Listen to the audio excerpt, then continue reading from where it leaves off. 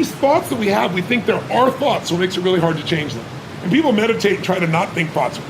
Show me somebody that's done that successfully, consistently. They're full of shit. Right? Everybody, the mind thinks thoughts. But here's the distinction. If I told you 100 years ago we were going to fly to the moon and back, you would have called me a lunatic. That's where the term comes from. And people still use it, and it doesn't make any sense because a lunatic is somebody who thought we go to the moon and back and we've done it, right? I didn't know that. Yeah, that's where the term comes from. That's where it comes from. But if I would have told you 100 years ago that there's going to be a box in your pocket and you're going to pull this thing out, you're going to hit a couple buttons, and then it's going to capture invisible waves that are drifting around the earth and bring the waves in, and you're going to see somebody on the other side of the earth and you're going to talk to them, you're totally nuts. Thoughts are those invisible waves. And when you use your body in a certain way, if I sit like this, I'm going to tap into a different channel of those waves than if I'm sitting like this. It's kind of like a TV set. If I turn one channel, it might be a comedy channel. I'm going to see a lot of laughter. Turn another one, it's a horror channel. Turn another channel, it's a romance channel. This is what changes which of those waves you touch in. So if you can start to realize that your thoughts that you think are your thoughts, there's nothing unique about your thoughts. They've been around for thousands of years. You're just tapping into them because of what you're doing with your body that makes you either fearful or passionate or courageous or whatever you're feeling. As you go in those states, you get different thoughts. So what I want people to see is that learn how to just see those thoughts go by. Learn how to be entertained by those thoughts. Because I have crazy thoughts, but what I've gotten good at is going, look at that crazy thought. That's not me, that's the mind, not your mind. Because if it's you, how do you change you? Pretty hard. But I really, truly know I haven't heard a thought come out of you that's original. You've called them your thoughts, but they're not. You've stolen them. They've been around forever. When you see that, it's easier to let go of them. And letting go of those thoughts is one of the ways that you free yourself. And again, the more you do it, just like a muscle, you get better and better and better. And all of a sudden, the shit that used to make you crazy or stressed out, and like, how many things have you worried about that never came to be? And some people, their life is good, so they worry about other people, so they're never not worried, right? So it's really just a pattern. If you want wealth, real wealth is not just money, it's emotion.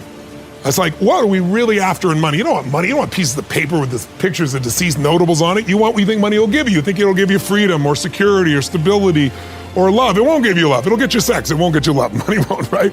So really what you're after is the emotion. And so what I want people to get is the emotion they want now, and all it is a new habit. It's learning to discipline this mind, right? By realizing the mind thoughts are out there and letting them float by and constantly coming back to what can I love about this? What can I appreciate? It's like, if you can learn to love or at least appreciate, start to enjoy the things that you used to get upset about, how much freedom would you have? How much more joy you'd have? And I know people who got billions of dollars, I've coached them, who is like, holy shit, they live in scarcity all the time. One man, I'll never forget, he's screaming at his wife. I'm in the meeting, I'm in the house, and he's screaming at his wife because she spent some money on a bunch of outfits and stuff like that. And he's a multi-billionaire. He couldn't spend all his money in his lifetime. And then he's totally upset at his daughter who's in her 20s who spent some money too. And I'm like, I pulled him aside afterwards and I said, what do you do this for? And what do you do it for? And he's like, well, it's the principle thing. I said, no, the principle thing is, do you love these people and do you want them to have an abundant life when you don't have one loss, but you live like you're poor, And it's like, I finally got through to him. But so many people, that's why I say money doesn't change you. Money magnifies who you are. So you want to expand the depth of who you are and free yourself from suffering by just knowing it's a pattern of thought and you can change the pattern of thought. The fascinating opportunity that we have now is that the ability to define new values, to distribute goods, to make decisions has never been greater, right? Technology allows us to measure things in such more intricate ways. Like, if you can imagine in the past, someone says, let's make a decision other than money. It's like, okay, well, what are we looking at? What are we counting here? It's hard to say. But in the book, I give an example of Adele, the pop star Adele. She goes on tour. When her tickets go on sale, they immediately get bought by scalpers, and then people have to pay hundreds or thousands of dollars more. Adele found this startup that had built an algorithm that would measure how loyal a fan was to her as an artist. It analyzed their listening data, whatever, and allowed her to invite the top 20 percentile Adele fans in each market, offer them a ticket for $50. They could resell the ticket if they want. And the show's still, Adele made money, But the idea was that for maximizing for this loyal communal value set, that there would be a different kind of experience.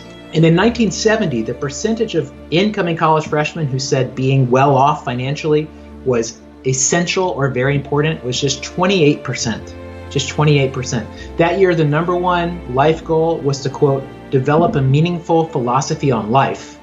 84% of students said that was essential. Can you imagine? Can you imagine? The most recent year the study came out, 2017, the biggest life goal among college freshmen, to be rich. 82% say that is essential. Less than half say that having a philosophy on life is essential anymore.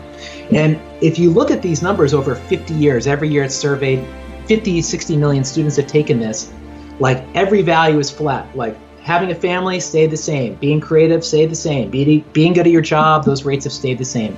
It's this growth of being rich that has just really, it's shocking when you look at it. It's just like just a straight up into the right line. So just our whole value system has really shifted dramatically. And but it's hard to recognize the water you swim in. I think the fundamental step that everybody should be taking every day for many aspects of their health, mental, physical, digestive, immune, all of that, is to get 2 to 10 minutes of bright light first thing in the morning on waking. Ideally it's sunlight. You could do it through a window. You probably shouldn't wear sunglasses while you do it. Don't stare at the sun until you burn your retinas out or something and make it painful. Please don't do that. But just getting bright light exposure first thing in the morning organizes the nervous system and the rest of the organs of the body in such a powerful way that I feel like if you do that most days, if you miss a day, no big deal. But if you do that most days, you're setting yourself on the path to do all the other sorts of things correctly, and your biology will thank you for it. We have coaches, and we have mentors, teachers. This coming Friday, we're all getting together via Zoom, and we're going to study Robert Kennedy Jr. What he's saying about Bill Gates versus vaccine. I'm not a vax guy, but we get together to study together. We're always studying. We study constantly. We read books together and all this. And when we have people, I'm not interested in studying, then you're not our friend. So that's simple. It's pretty clear. Just like in the Marine Corps, when we were at sea on a carrier, we had to run 4 miles a day, no matter what. So we get on the aircraft carrier deck and we take laps. Now, I'd rather go sit in the coffee room and smoke a cigarette and drink coffee. But my team ran together. So when we crashed, we were ready. And that's what leadership is. You have to bring people together and move them forward. It's really sad. A lot of days, there are days on missions, I stand on the deck and my friends don't come back. They just don't return. They're missing in action today. And so those are the kinds of lessons where to test your soul. How strong is your soul? And we all have them. But most of us don't ever put ourselves in the situation where we're testing our soul. And we all have it. I know that. I've seen young men and women just get stronger and stronger and more resilient. What you're calling anti-fragile vitality. But most of those things are just buzzwords, glib buzzwords, Everybody, oh yeah, against the fourth turning and this crap and that crap. I'm going, just show me the money. Show me your money. Show me your team. Did this crash destroy you, or did it make you better? So right now, I'm making money hand over fist for the same reason. Prepared for it. My advice to you on that is don't try to deny it. Your mind will always play from a position of safety, not excellence. And so acknowledge it, write it down and say, okay, this will never work. This is horrible. I suck. I'm not good. Write it down.